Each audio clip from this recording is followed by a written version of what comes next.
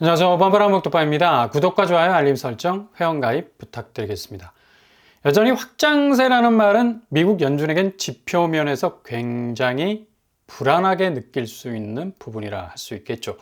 그만큼 미국 경기가 과열되고 있는 양상이 그닥 쉽게 해소가 되지 않고 있다는 건데, 역시 인플레, 물가 불안 요소는 제대로 진화가 되지 않고 있다는 뜻이죠.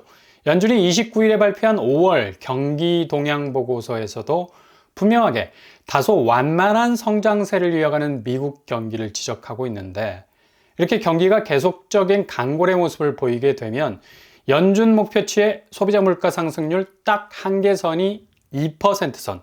근데 지금 3.4%선까지 치고 올라와 있는 상태여서 무리해서 금리를 움직일 이유가 전혀 없다는 결론도 나오고, 아무튼 지겹도록 반복이 되는 연준의 금리 얘기는 결국 하나의 종착점, 그러니까 최종 도착 지점은 바로 지금의 고금리 상태를 무한정 끌고 가겠다는 의도로 풀이될 수밖에 없죠.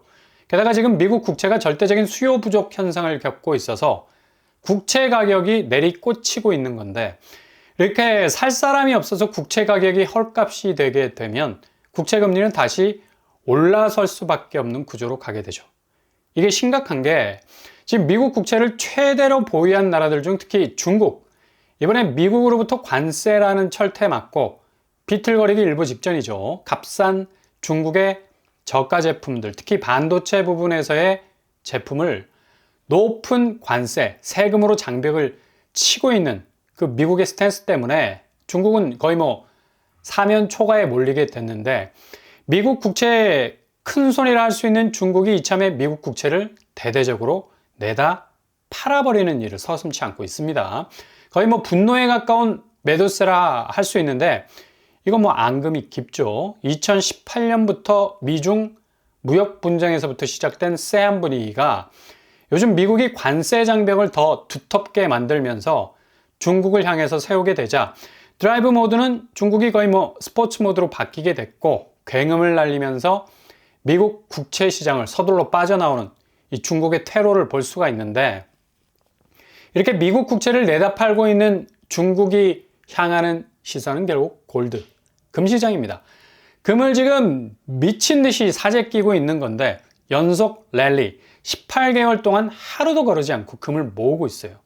거의 세계 중앙은행의 4분의 1에 해당하는 파이의 정도인데, 금을 200톤 넘게 사들이고 있습니다. 결국 중국은 미국 국채 시장과 빠이, 짜이지엔을 외치면서 미국 국채 시장에서 들여놓은 바를 서둘러 빼고 있는 모습 보이고 있다는 얘기죠. 그러니 미국 국채 시장이 1,800억 불에 해당하는 미국 국채가 시장에 한꺼번에 쏟아지고 있는 정말 기이한 일들이 발생하고 말하는데, 이렇게 무더기로 미국 국채 물량이 쏟아지면 시장이 제대로 소화를 못하죠. 폭우가 쏟아지면 하수구가 자연스럽게 역류하면서 그렇게 쏟아지는 강우를 다시 토해내기 시작을 하는데, 금융시장도 마찬가지라는 얘기입니다. 매물이 폭증을 하게 되면 이걸 감당할 만한 수요가 다들 손절에 들어가게 되는데, 왜냐? 그만큼 가치가 떨어지기 때문이죠. 한국 부동산 상황하고 비슷하죠. 근데 호가는 물량이 엄청나게 감소할 거라고 엄청난 공포심을 심어주고 있는데, 6월에만 분양하는 신규 물량이 6만 가구. 이거 다 고분양가 깔고 나올 곳들인데 미분양 잔치가 벌어질 가능성 많다는 얘기입니다. 청약홈에 나오는 분양 아파트 물량과 가격 면면을 들여다보면 아찔할 정도죠. 전국 미분양이 지금 4월에만 6만에서 7만원으로 늘었는데, 앞으로 6월 분양, 미분양 분까지 합치면 지금 공급은 엄청나게 쏟아지고 있는 거고, 수요는 가격 때문에 손절에 들어갈 수밖에 없고, 현재 미국 국채 시장 모습하고 딱 연결되는 고리가 있다는 얘기입니다.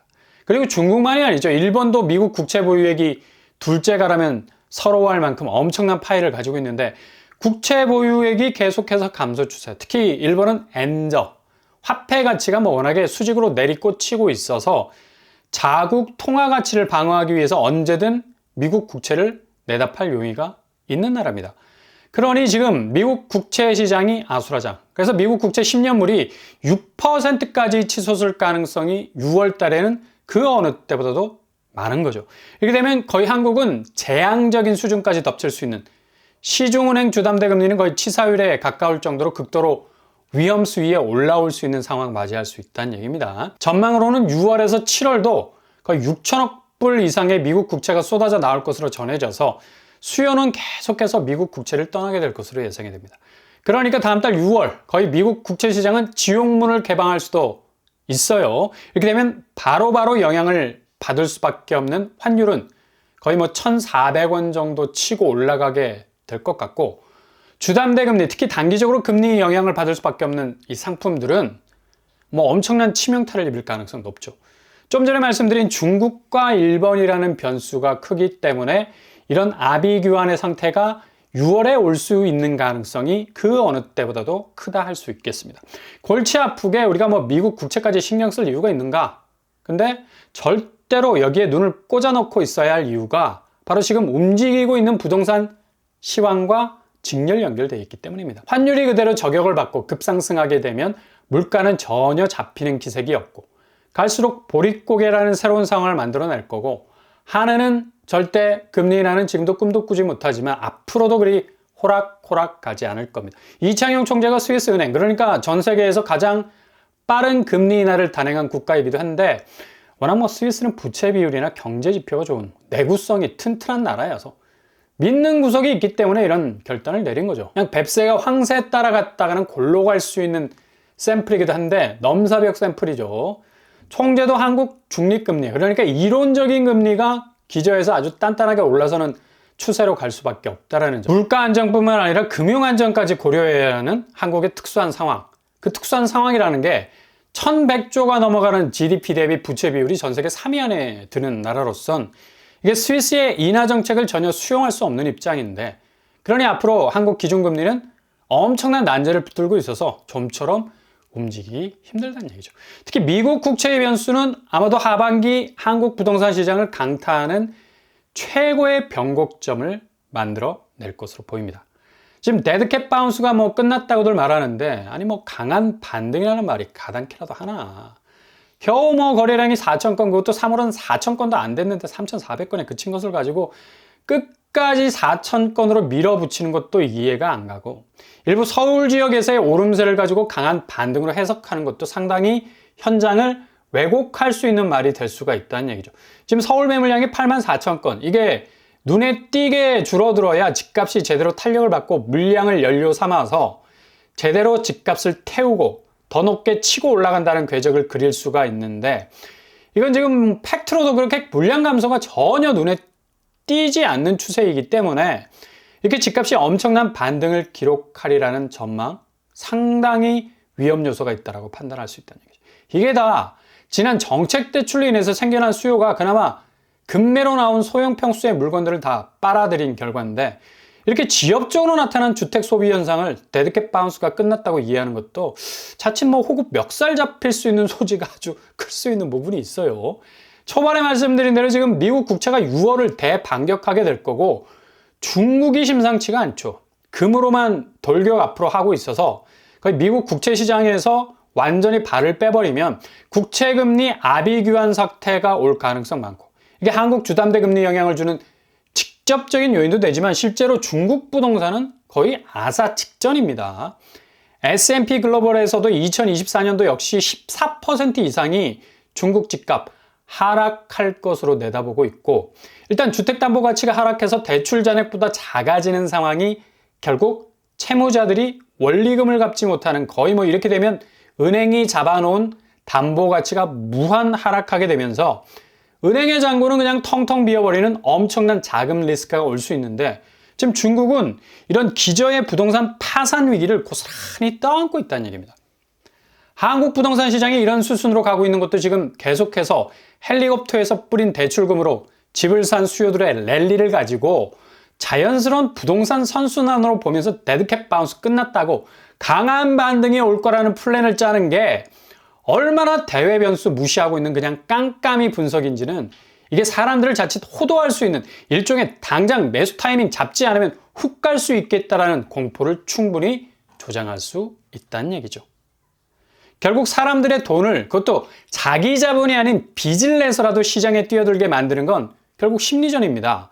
어떻게 심리게임에서 우위를 선점하느냐, 결국 그렇게 기다리고 있는 사람들에게 공포를 심어주는 거죠. 공포 마케팅, 지금 사지 못하면 벼락거지 된다라는 프레임이 불과 몇 년 전에 시전되지 않았습니까? 이후 집값은 역풍을 맞고 1차 하락이 거센 후폭풍이 돼서 찾아왔었는데 지금은 상황이 굉장히 심각하다는 얘기죠. 중국이 시전하고 있는 미국 국채에 대해서 발을 빼는, 이건 뭐 어찌 보면 중국의 미국 무역 관세에 대한 우회적인 리액션이죠. 그리고 일본은 자기 살 길 찾아서 너무도 뭐 엔화가 떡락을 하고 있으니까 기축 통화권을 바랐던 일본으로서 뭐 엔화를 보호하기 위해서라도 당장 미국 국채 팔고 손절을 감행할 수도 있다는 얘기입니다.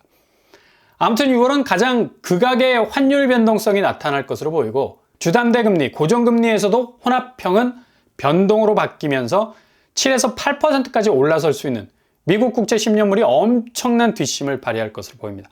지금 건설사들 보세요. 실제로 뭐 공급의 진원지 서로 왼쪽 주머니, 오른쪽 주머니 왔다 갔다 돌려가면서 자금난 타개하기 위해서 백방으로 뛰는 중입니다. 그만큼 부동산이 위기라는 걸 절절히 느끼고 있는 거죠. 신세계건설 같은 경우는 유동성 해소가 정말 필요한 위기 속에 있었는데 PF 부실, 대구에서 빌리브 브랜드가 뭐 엄청나게 부진을 겪으면서 자금 위기에 빠져 있었죠.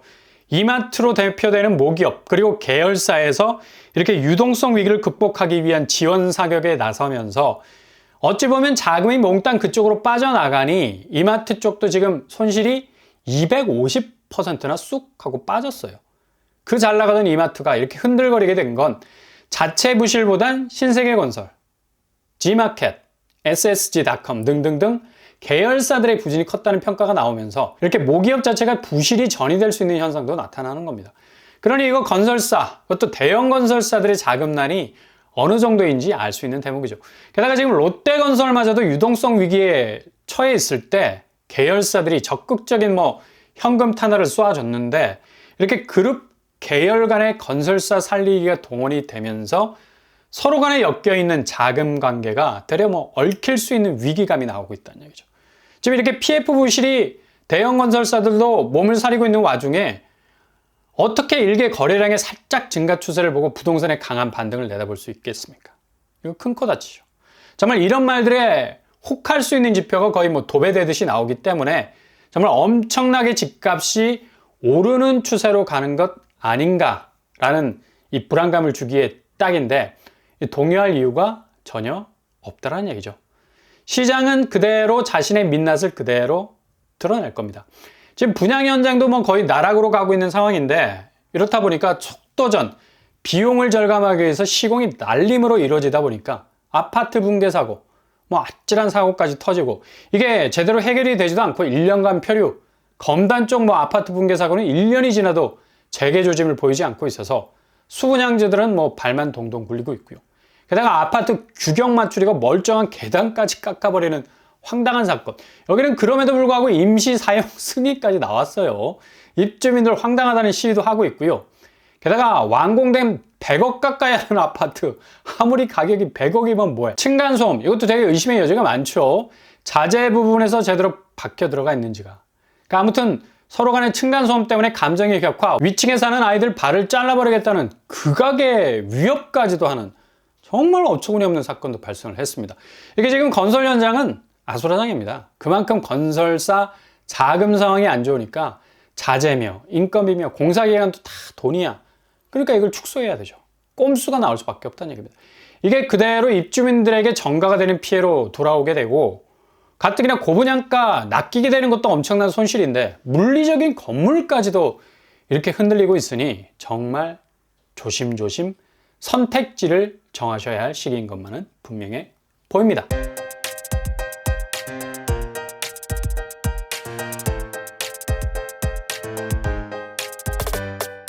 오늘의 부동산 캐릭터죠. 금융위기에 준하는 사건이 6월의 쓰나미처럼 올 수가 있습니다.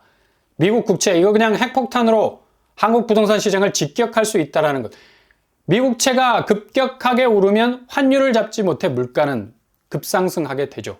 주담대 금리 역시 천장을 뚫을 수가 있어요. 가뜩이나 부동산 시장은 대형 건설사 PF 위로 자금 압박이 오면서 건설 현장은 부실 논란이 끊이지 않을 것으로 보이고 아무튼 절대 손실을 보지 않도록 조심조심 가셔야 할 시기인 것만은 분명해 보입니다. 오늘도 응원합니다. 항상 여러분의 길이 꽃길만 되실 수 있길 바랍니다. 이상 오빠브람 복덕방을 마치겠습니다. 구독과 좋아요 부탁드립니다. 감사합니다.